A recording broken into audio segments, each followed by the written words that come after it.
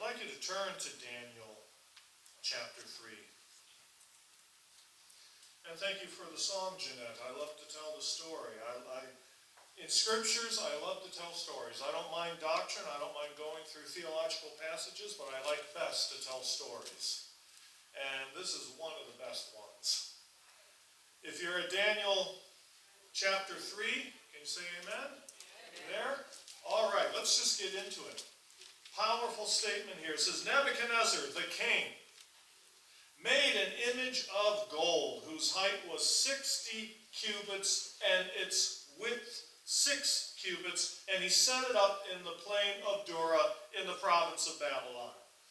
Very simple statement. You know, there's so much going on there, though, that isn't explained. I mean, we who've been Seventh-day Adventists probably been reading these scriptures and studying this topic off and on. You know, nothing may seem new. But when you think about it, what he did here was an extreme affront to God. An in-your-face rebellion.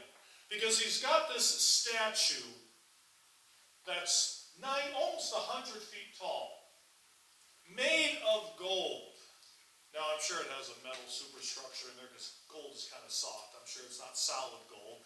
But it's certainly a huge thing overlaid with gold and set up in a plain, almost 100 feet tall. If the sun was shining on it, you could probably see it for 50 to 100 miles. An incredible thing. And it was meant to be gold for several reasons. Number one, that's a lot of gold, isn't it? But that's part of the point. Part of the point that Nebuchadnezzar was making is that he's got all these resources at his fingertips when he wants them. A 100-foot statue made of gold, no problem, I've got it. But also, we start to see the hubris here when we remember in the previous chapter, Daniel told him his dream. And he saw an image. Was that image all gold? No. But Daniel said, hey, guess what? The head is of gold, and that head of gold is who? You. Babylon. You're the big one. You're where it all starts. And then Daniel tells him, as time goes on, there will be successive nations that take over after you, and they're going to be less. They're going to be less powerful, and they're going to be represented by metals that are not as precious. That should have been enough, but it wasn't enough for Nebuchadnezzar. He wanted that statue entirely made of gold. Why? Because he's thumbing his nose at God and telling him, I am never going to fade away. Babylon is never going to fade away. We're not going to let any kingdoms take over. I don't care what God says. I'm, in a sense, going to live forever. As everybody always said, the king live forever. Well, let's look at verses 2 and 3, because this is just the beginning. It says, and King Nebuchadnezzar sent word to gather together the satraps, the administrators, the governors, the counselors, the treasurers, the judges, the magistrates, and all the officials of the provinces to come to the dedication of the image which King Nebuchadnezzar had set up. So, the satraps, the administrators, the governors, the counselors, the treasurers, the judges, the magistrates, and all the officials of the provinces gathered together for the dedication of the image that King Nebuchadnezzar had set up, and they stood before the image that King Nebuchadnezzar had set up. Maybe you're thinking, the Bible's getting a little redundant here, okay? It just goes through all the people that are coming, and then it goes through it again in the next verse. But there's a point being made here. It says, all these judges, satraps, governors, from where? All the provinces. All the provinces of what? Babylon's territory. And what was Babylon's territory at this time?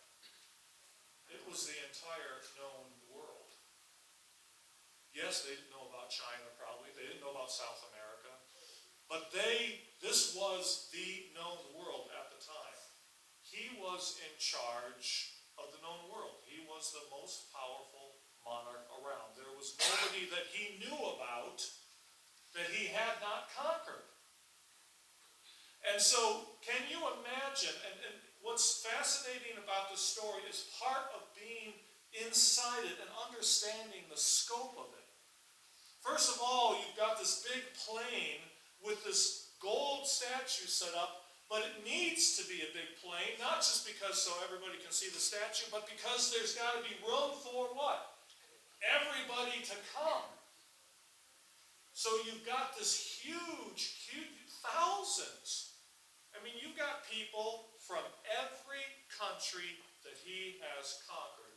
They're there, and they're from different countries, Ethiopia, Syria, all the places, people in different dress, people in different colored robes. Just fantastic when you imagine all these people. And they're dressed in their what? What do you think? They're dressed in their best. They're dressed in their finest because they themselves, even though they're subjugated, they are the heads of state of wherever they're from. So there's thousands of people involved here. This did not get set up in a couple of weeks or maybe even a couple of months. It might have taken a couple of months for some of the people at the farthest end of his territory to get here. So this is a huge undertaking. And why do it? Just for ego gratification? Well, yeah, partly because that's Nebuchadnezzar, but also because of this. He's had a dream, and he's had Daniel the prophet tell him his dream. And a lot of the wise men were involved in this dream. In fact, they almost lost their lives, right? And so news of this dream has probably gotten out over time. And what does this dream say? That after Nebuchadnezzar comes what? Something else. In essence,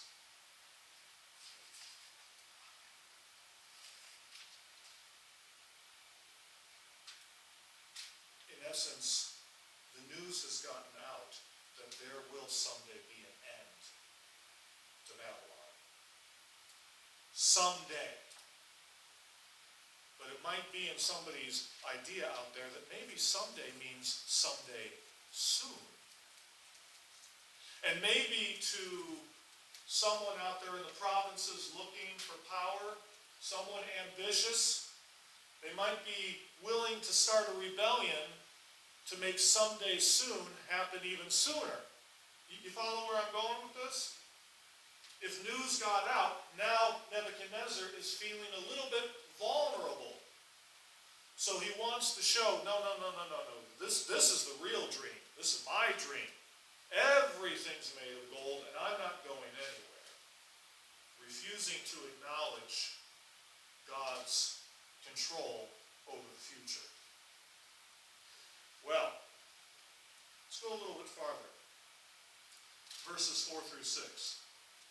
It says, Then a herald cried aloud, To you it is commanded, O peoples, nations, and languages, that at the time you hear the sound of the horn, the flute, the harp, the lyre, the psaltery, in symphony with all kinds of music, you shall fall down and worship the gold image that King Nebuchadnezzar has set up. And whoever does not fall down and worship shall be cast when? This is important to remember. Immediately into the midst of a burning fiery furnace. I want you to take a minute, just a little aside from the sermon, to get into the image of what's happening here. Imagine you're in this crowd. This is a crowd of thousands. When I've given seminars on lay speaking, I have this thing that I like to do called preaching through the senses, which means whatever Bible story you're talking about, try and imagine what it is through the senses we have right now. If you are in this crowd, if you have heard what's going on, what's going through your mind? What are some of the things, say, that you see? You're a to throw something out at me, you can. What's some of the things that you see in this event? What's that? A fiery furnace. Okay? What else do you see? The astonishment on people's faces. What's that? Astonishment on people's faces. Astonishment on people's faces. You see the gold before you. You know, you might have to even cover your eyes, you know, because it's just shining, gleaming in the sun. How about all the different colors of the different uniforms and dress that people have? The brilliant colors. How about what you feel? What would you feel when you were in this group? Fear. Fear. And you would feel the heat of the sun, maybe the heat of the furnace. How about smell? Smell the smoke. Smell food maybe cooking, because they probably have a huge, time of eating and festivities afterwards. The music. Well, that's getting to hearing. I'm still smelling right now. But that's all right. You know, smelling perfume of all the different races and the different incenses and perfumes and smell perspiration. People getting nervous. What's going to happen? Hear, okay? Hear music. But not just the music. Hear the crowd, thousands of people murmuring nervously. Maybe nervous laughter. Maybe the crackle of the fire. Just something that you can use in any story in Scripture to kind of bring things alive and to get into the emotion of the event. Because this is what happens next. Imagine you're part of this listening. It says, verse 7, so at that time, when all the people heard the sound of the horn, the flute, the harp, the lyre, and symphony with all kinds of music, all the people, nations, and languages fell down and worshipped the gold image which King Nebuchadnezzar had set up. You really got to feel bad for the world at large, or the representations of the world at large, because all these people had their gods. All these people had, their own faiths that they were allowed to some degree to keep. So, from wherever they were, everybody else fell down. Everybody else acquiesced to what Nebuchadnezzar wanted. Everybody else fell down and worshipped. And then in verse 8 it says, therefore at that time, certain Chaldeans came forward and accused the Jews. And they spoke and said to King Nebuchadnezzar, O king, live forever. You, O king, have made a decree that everyone who hears the sound of the horn, the flute, the harp, and the lyre, and the psaltery, and symphony with all kinds of music shall fall down and worship the gold image. And whoever does not fall down and worship the gold image shall be cast into the midst of a burning fiery furnace. Therefore, there are certain Jews whom you have set over the affairs of the province of Babylon, Shadrach, Meshach, and Abednego. These men, O king, have not paid due regard to you, nor do they serve your gods, or worship the image that you have set up. Then Nebuchadnezzar, in rage and fury, gave the command to bring Shadrach, Meshach, and Abednego. So they brought these men before the king. A couple of things going on here. First of all, it's pretty sad that these wise men are tattling on Shadrach, Meshach, and Abednego. These are the same guys that had their lives saved in the previous chapter. But jealousy is a powerful thing. And when Shadrach, Meshach, and Abednego and Daniel got promoted to high up in Babylon, they couldn't handle that. People from another, because these are Chaldeans, they deserve to be there. They're part of that race. But having these other people in charge, they could not get that out of their craws, they say. And what's more is they almost make it seem like it's these guys whom what? You have put. And not only that, you put them over, not this place in your kingdom, but you put them over Babylon. So you've got all these people from all around the world, and they're bowing down to this image that you've put up to represent yourself and your eternal rule. And your own people in your inner circle won't bow. And it says, in verse 13, that Nebuchadnezzar was in what? Rage and fury. Now that's not good. And it'll take me a minute to explain this, because it'll show as you go on. But I would put it to you that this rage and fury is not about Shadrach, Meshach, and Abednego yet. He's angry because he did not expect this to happen. He may have even forgotten about them. Because in this entire story, in this entire event, who's not here? Daniel. Now, I can't prove this. I don't even think Ellen White has anything particular to say on this topic. But I think that Nebuchadnezzar knew that Daniel would never go for anything like this. And so I think he probably sent him off to do something. Sent him off on official business somewhere so that he wouldn't have to be part of this and risk his life. But maybe he forgot about Shadrach, Meshach, and Abednego. I mean, he's got thousands of people working for him. And he may have not forgotten about them, but he might have thought that they did not have quite the chutzpah, so to speak, that Daniel had, and maybe they would fall into line. Either way, I think he's more mad at himself and the situation he's in than he's mad at them. And he's also probably mad at the wise men for being tattletales and bringing us his attention in the first place. Anyway, the reason I say what I do is look at verse 14 and 15. Because Nebuchadnezzar's in a rage, right? When you're in a rage, do you think very clearly? Are you ready to give second chances? Notice what happens in verse 14 and 15.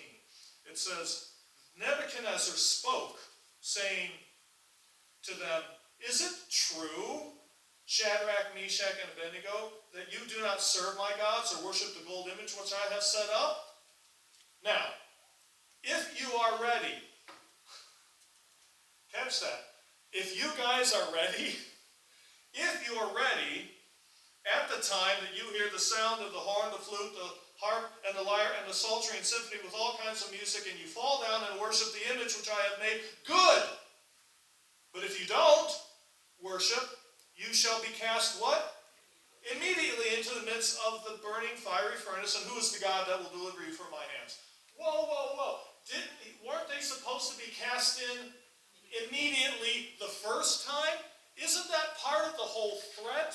The fact that if somebody hesitates, if somebody, thinks, well, no, I'm going to stand for my God.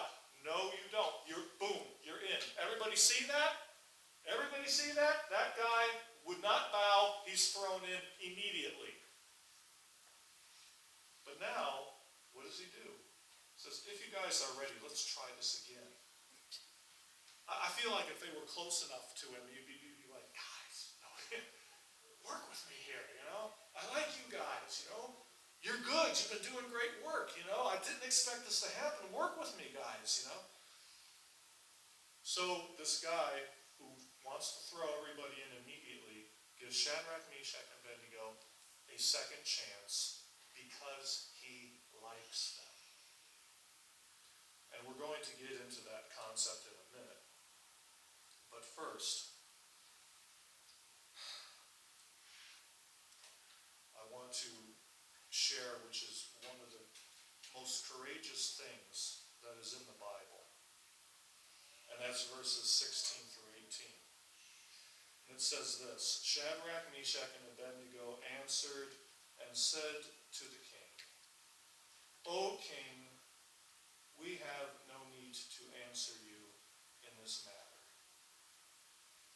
If that is the case, our God, whom we serve, is able to deliver us from the burning fiery furnace, and he will deliver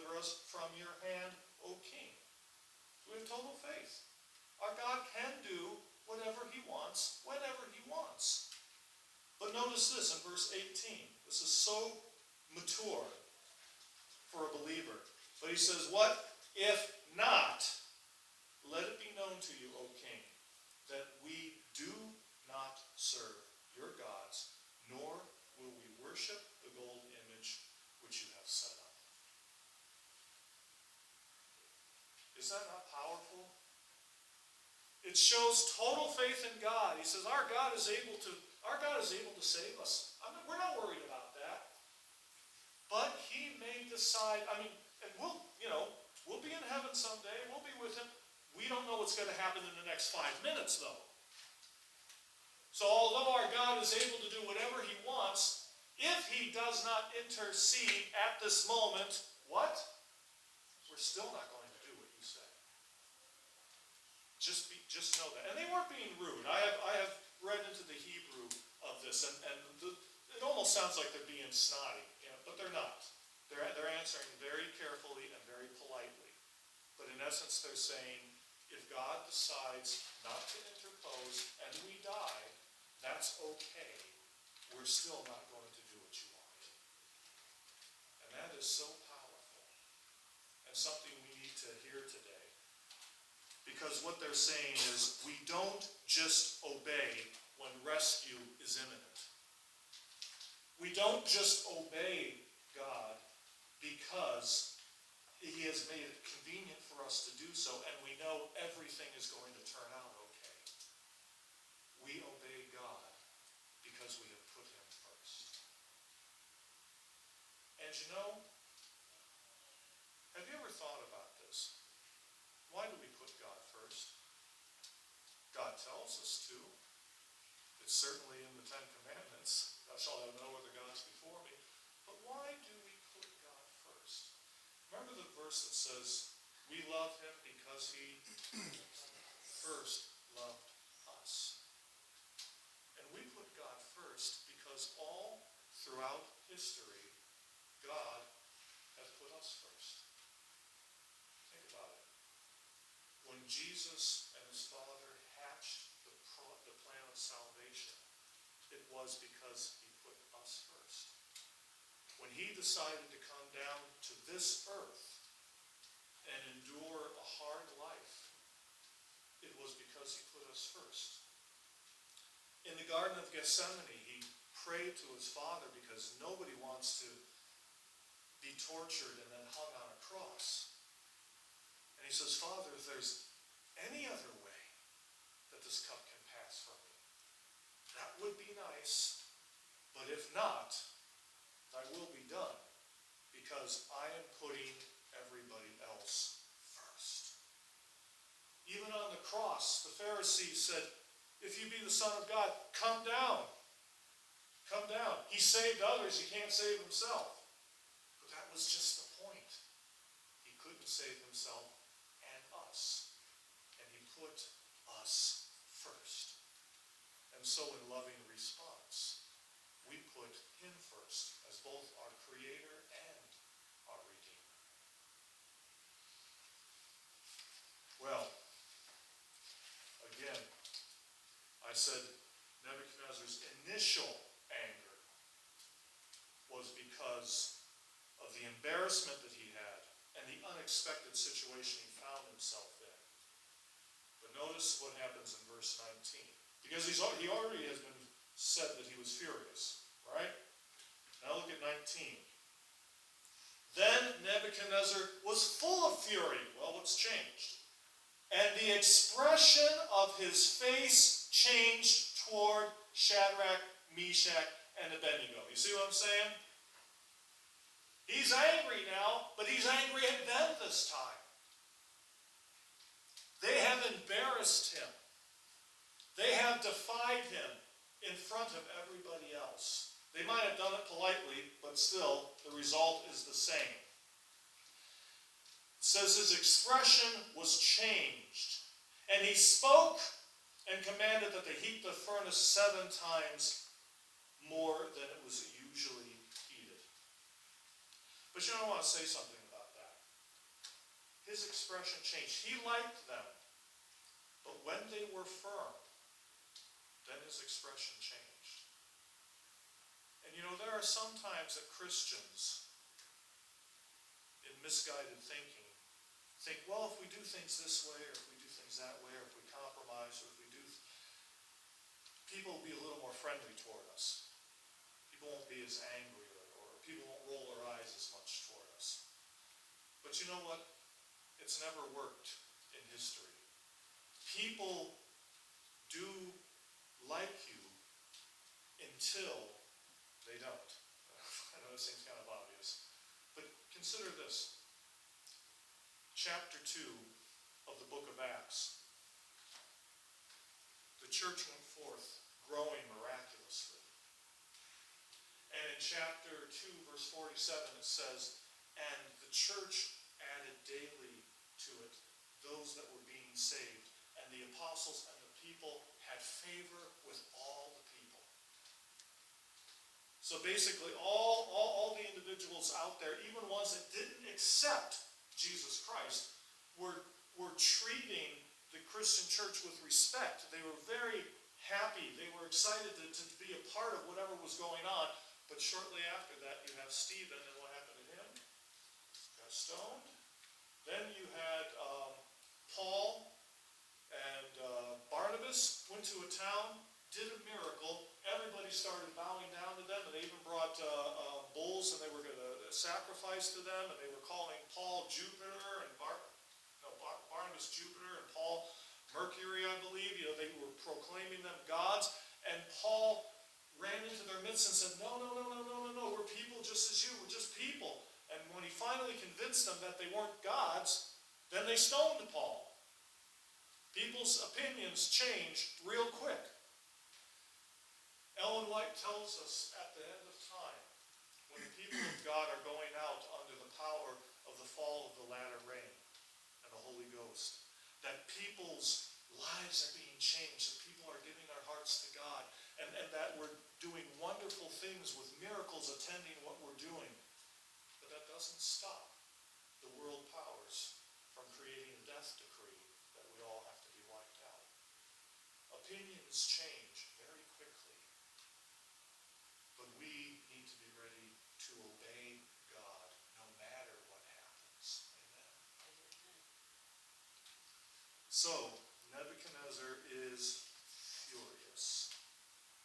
He's initially tries to get them out of the situation and gives them a second chance, but he's publicly humiliated, and quite frankly, he loses it, because his authority and power are being directly challenged. So in verse 20 to 22, it says, and he commanded certain mighty men of valor who were in his army to bind Shadrach, Meshach, and Abednego and cast them into the burning fiery furnace. Then these men were bound in their coats, their trousers, their turbans, and their other garments, and were cast into the midst of the burning fiery furnace. Therefore, because the king's command was urgent, so it did happen immediately now, and the furnace exceedingly hot, the flame of fire killed those men who took up Shadrach, Meshach, and Abednego. I've always been fascinated by that. That they were carrying these men, and they threw them into the fire, and just getting close enough to throw them in killed the men themselves. I don't know how that, I often wonder if that's like smoke. Like you've been at a campfire, right? Have you ever been at a campfire and you stand there and the smoke's coming right at you? So you move. What happens when you move? The smoke just follows you. And there's a physical principle behind it. Your body actually creates an airfoil so that when the wind blows past you, it actually sucks it in towards you, no matter where you are. Okay?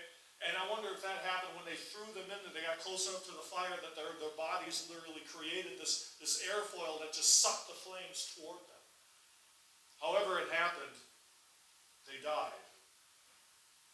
And then, in verse 23 through 25, it says, and these three men, Shadrach, Meshach, and Abednego, fell down, bound into the midst of the burning fiery furnace. Then King Nebuchadnezzar was astonished, and he rose in haste. And he spoke, saying to his counselors, did we not cast three men bound into the midst of the fire?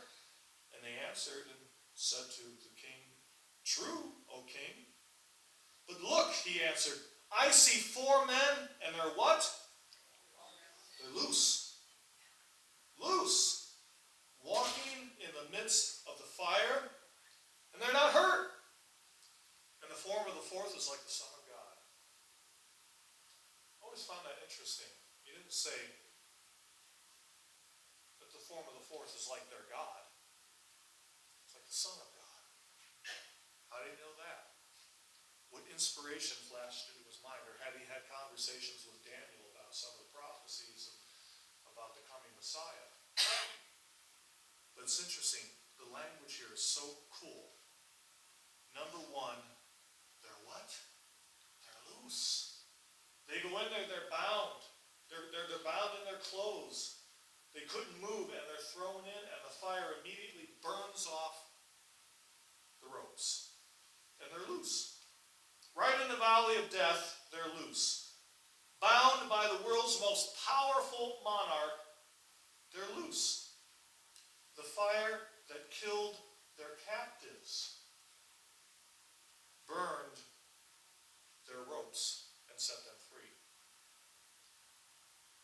Conversely, while they're loose in the furnace, those outside, you could say, are the ones that are bound. Bound by cowardice, bound by sin, bound by not being able to live up to their consciences and what they know is right. The ones outside are the ones that aren't free. The other interesting thing is, it says they're not only loose, they're doing what? They're walking around. I don't know how big this place is, but they're not cowering in a corner, waiting to see what happens next. They're loose, and they're walking around, which tells me they can come out of that furnace whenever they want to. Nothing's keeping them there. They're free to leave. There's nothing holding their arms behind their back or tying their legs together. They're walking around. They can walk out. But who's with them? And it's always better to be in the furnace with Jesus than to be walking around in the world without him.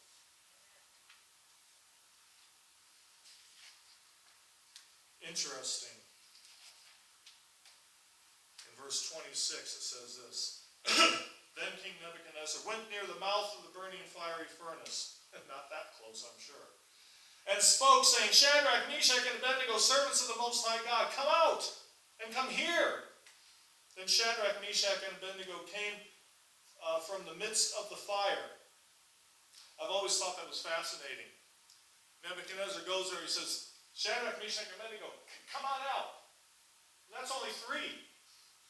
And he sees the Son of God, right? Why didn't he ask him to come out? He didn't want that kind of showdown. He might have been afraid that Jesus might have asked him to take their place. So he just left that alone. So he asked Shadrach, Meshach, and Abednego to come out. And it says in verse 27, it says, and the satraps, administrators, governors, and the king's counselors gathered together, and they saw these men on whose body the fire had no power.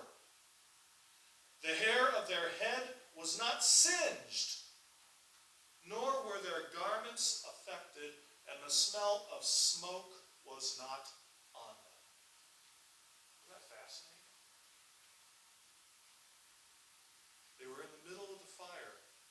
There isn't even smoke on them. Their clothing isn't singed. It's like they never went in. And you know, I like to expand this whole concept of the furnace. Because, in a sense, I know it's not painful. Well, sometimes it is. But this world in which we live in is a furnace. And it tries us. And it tests us. Jesus prayed that his disciples be in the world, but not of the world. And this world is a furnace of temptation, a furnace of sin and evil. But But this tells us this world need not stain us. This world does not define who we are. Our obedience to God does. He can keep even the smell of the world from being a part of us. Kind of interesting, some of the promises to the redeemed says that he can keep you unstained from the world. Well, verse 28 and on it says, Nebuchadnezzar spoke, saying, Blessed be the God of Shadrach, Meshach, and Abednego, who sent his angel to deliver his servants, and that angel is capitalized, so it means the angel of the covenant, sent his angel to deliver his servants who trusted in him, and they have frustrated the king's word and yielded their bodies that they should not serve or worship any god except their own God.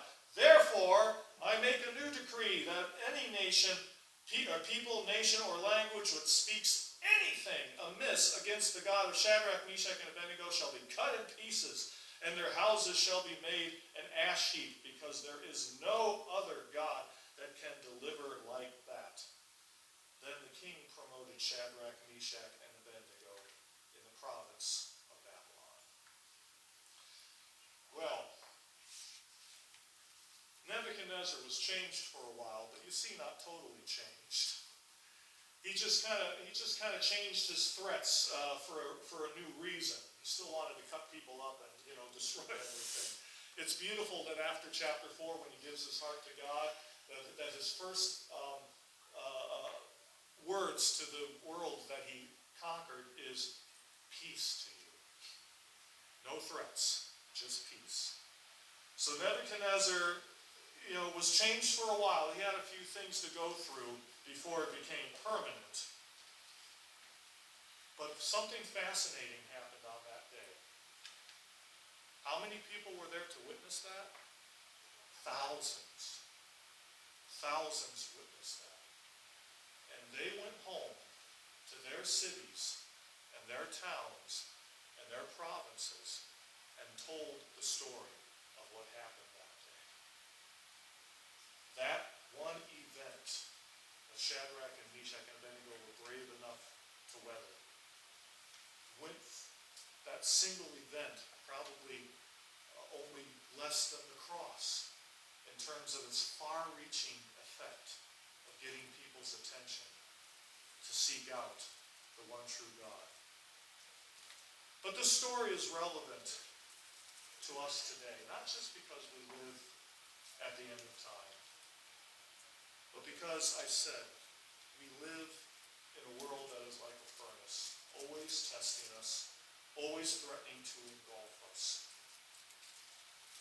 But if we give our hearts to God, we will see, just as Shadrach, Meshach, and Abednego did, that in the toughest times we face, in the most heated times that we are in this furnace called the world, we will see that Jesus Christ is revealed to us.